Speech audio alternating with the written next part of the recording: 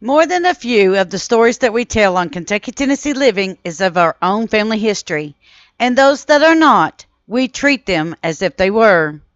We try our best to be honest and truthful about what happened according to family lore, newspapers, and documentation as we can possibly be. And we treat all feuders and outlaw stories with the same love and respect as we try to give to our own family. We have consistently tried to give and show the utmost respect to all families involved in our feud series.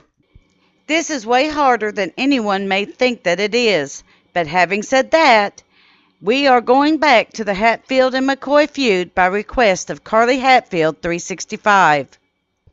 We felt that the last time that we visited the feud, it would be an overview only, as we didn't want to stir up trouble with it. But boy howdy did that happen anyway. I mispronounced Anderson Ants Hatfield's name in the entire documentary. I'm extending my humble apologies to the Hatfield family for the error. I tried to correct this with the shorts, but it seems that whatever we do on the internet stays on the internet. And boy, did the internet interneted anyway. Come along with us as we explore the life of Valentine Hatfield. All aboard the Kentucky, Tennessee Living Time Machine. Please fasten your seatbelts and keep your arms and legs inside of the vehicle at all times. But to get going, we need your help. We still need to fire up that time machine to transport us. Please help us by clicking on the like, subscribe, and bell notification buttons down below. Not only does this fire up the time machine for our flight back in time, but it convinces the YouTube algorithm that we need a bigger vehicle to reach more people who love history as much as you do. Now, back to our story. Time unlocks history. As time marches on, more documentation about the life or situation of a person comes to light.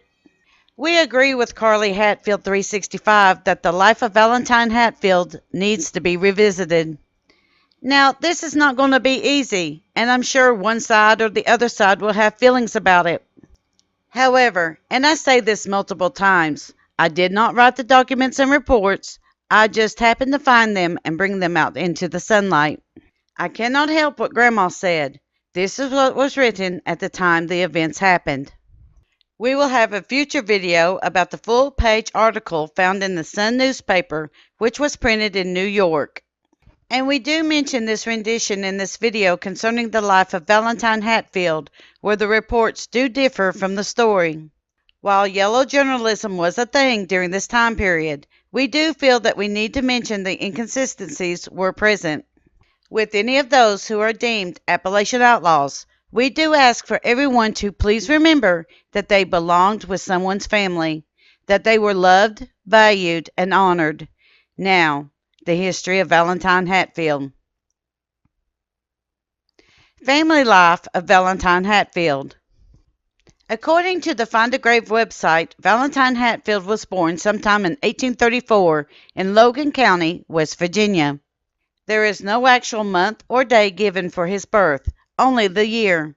His parents were Ephraim Prater, Big Eve, Hatfield II, and Nancy A. Vance Hatfield.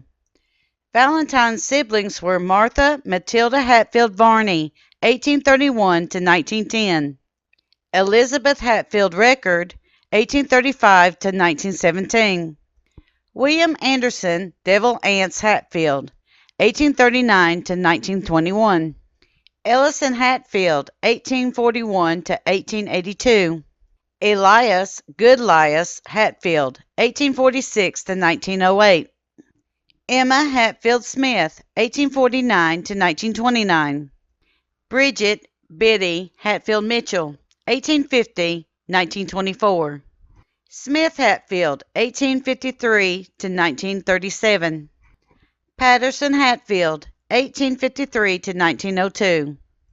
Valentine married Jane Maynard Hatfield, August 29, 1853, in Pikeville, Kentucky. Side note, I have the marital source in the description box. I have found lots of dates for the Hatfields and McCoys listed there. According to the Find a Grave website, Jane was born in 1835 and died in 1903. They had children together, and they are as follows. Ephraim Davis Hatfield, 1856 to 1945. Nancy Hatfield Steele, 1857 to 1957.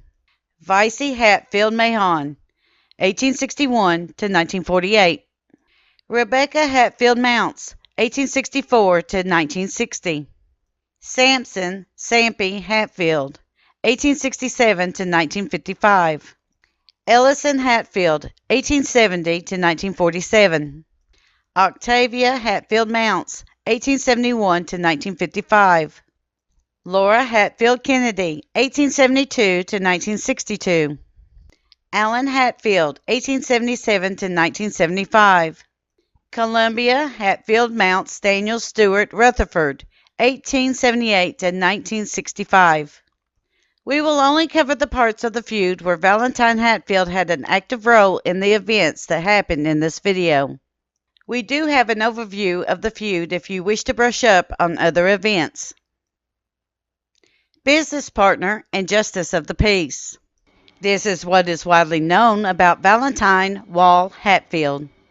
First, it was well known that he was in the timber business with his brother, Anderson Ance Hatfield. It is mainly regarded that Wall was more of a silent partner without getting into the day-to-day running of the business. It is unclear if Wall had much to do with the conflict that the business had over timberland and sales. The McCoys also ran a timber company, but they were not as successful as the Hatfields. There were several McCoys who were hired by the Hatfields, and it does not seem that there was any conflict about the employment. Historically, Valentine left the patriarch position of the family to Anderson when it came to dealing with the extended family. All disputes between the families historically was between Ance and Randolph McCoy. But this does not mean that Valentine kept himself completely out of the feud. While his part is mainly nonviolent, he did start trouble through his legal decisions as justice of the peace. Hatfield made legal decisions that fed the feud on the West Virginia side by ignoring the law on the Kentucky side, including and regarding extradition and the issuance of warrants. In next week's video, we will try to untangle the name of Valentine Hatfield from the other family members with the same name and nickname.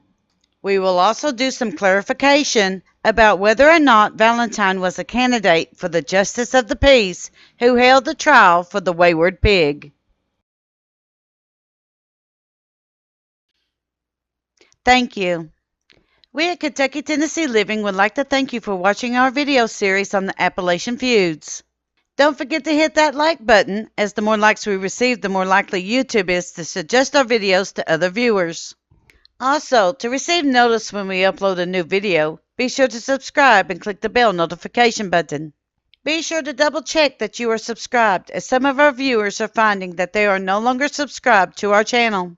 We thank you for continuing to support Kentucky Tennessee Living as we are discovering the mysteries in Appalachian history.